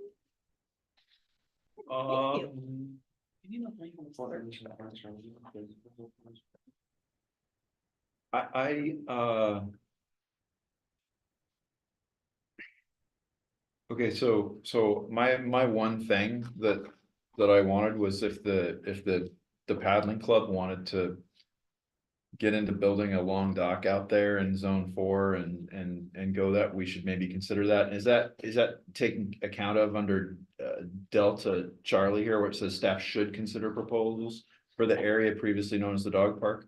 So Does that cover what I was talking about? the port will not issue any permits for On structures. and page buildings. 222. Page 222, section 3, subsection D, subsection C. Staff should consider proposals for the area previously known as the dog park that parallels water treatment plant. That was what you had asked. Yeah. And so does that cover what you does it? wanted? That's what I'm asking you. Yeah, Does the that dog park cover? was that area we originally gave to the city, and that's the Yeah. area that the canoe club had mentioned at one point. Yeah, and Um, if something, I don't know, if something could maybe happen there. So that covers, that's. Yeah, and that's what I put that in there. Great, awesome. Then, okay, cool. No other questions. So on zone 2. Doesn't totally make sense. In zone 3, why does it say no concession permits and no development? Additional. That's additional recreation, that's concessions, but it doesn't say anything about development there. So in section 3, number C, with the North Central, which is the event site and in front of Johnson, no additional concession permits because we already have a bunch. Doesn't say anything about development. And then we can add development to that. I thought the no development over water. As long as that's, Yeah, and that's, because that's different per section, because how, So zone 1 and zone 2 both say no new business development, and zone 3 doesn't say that. I think that's the disparity. okay, so, and I only said because yeah, I believe that in like Marina, we shouldn't be developing anything in there. I don't personally agree with that in zone 2. I think Nichols Basin in water development should be open for ideas. But it should be clear that if we think like zone 3 should not be, it should say no business development is the point of this. so So just adding that sentence from zone 2, no new business development or no new concession permits in zone 3. And as a reminder, this is an annual review. right, and so with Nichols, the problem is developing anything in the water, we have to develop an upland area for them. And so that's where we're at a stalwart with roundabout first, everything else. And Right, maybe a year from now that changes. right, but every year that we can look at that and it's like, okay, we're moving on this, now we can open it up. So I guess I would just be curious how the commission felt about saying no business in water business development in zone 3 as well. That's fine. Okay, so I'll add that in. I think it would be helpful, maybe not for this year, but going forward. If we had a kind of a master plan for the roundabout and the First Street. When do we think that's gonna go in? Yeah. And during that construction phase, you don't want any development going on over here. You can have some minor stuff there. But once that's done and you know what the schedule is, then you can really start laying in the plan for development of that particular area and then getting rid of all the temporary stuff. Yeah, that's why this is an annual. That's something we should talk about too, as it relates to that, and so start, because we're gonna need, and once the engineers have a few more. What needs to be where as far as that's concerned, that's probably something we should make sure we get right away. Yeah, for sure. Was obviously in a part of the planning session. Sure. Yeah, I think we ought to be doing the same thing at the airport. You know, you're thinking about lot 1 and how you're developing it and piece A, then B, then C, and so. We ought to be doing the same thing at the airport. Well, that's why I kind of mentioned that I would like for us to explore the conversation with Jeff a little bit further of that in mind. Do you want a motion on the resolution? there? So can I get a motion on action item A? Move we approve resolution number 2023-24-18. waterfront recreation policy with the noted change to zone 3. Second. Third. Any discussion? All in favor? Aye. Aye. Congrats. That was well written. Thanks for- Sarah. Thank you. Thank you, guys. Okay, so no committee reports, commission. One quick thing. Yes, sir. I just want to share this because so that you know it. So Andreas von Vogel texted or to Kevin and I, what was it, yesterday? Yeah. And he was saying if like this didn't work for their hangar, they were talking about putting it on their land down here, Mhm. okay? And so he was asking about through the fence access, basically right here where the fuel, is going out. And that's kind of a no-brainer because like in the affirmative, because the whole idea is we're gonna have a taxi lane there to get to the back of our hangars of the building. And the long-term plan is to always have through the fence access available to these plots of land. So he said, if this doesn't work out, they're gonna start talking to the county about developing that. And I think Kevin said like, it's kind of late to like put this on but I just want you to know, like, they're looking at that as another option. We had this discussion, this is years ago, same day with through the fence stuff. Yeah. All that orchard. Yeah. Just to the east of that. Yeah. There's conversations to be had there. It's Mhm. come up before about through the fence and There's some beautiful. zone changes and homes and different things. Yeah, a lot of it is, Land use zoning. land use Yeah. issues with the county. Yeah. But if the Oh, there's county, also some personal stuff. personal stuff, Some grudges. some grudges. Mhm. I don't know about it either that. I know the FAA is thumbs up on through the fence and through the fence promotes activity and through the fence gives us a little revenue, like go for it, right? So We anyway, have a problem with them doing that going across that attitude road. so that's part of the FAA thing is they're like, you need to put a access gate in here. Because this becomes then not like public access is supposed to be up here. That's Well- part of the whole plan. So that's a different discussion at a later date. It is. Definitely to talk about. for But just sure. raising it, that's something on the radar. Mhm. Okay, any other commission call? Anyone have anything they want to add? If not, thank you everyone for your time and good night. Thank you. I love that through the fencing.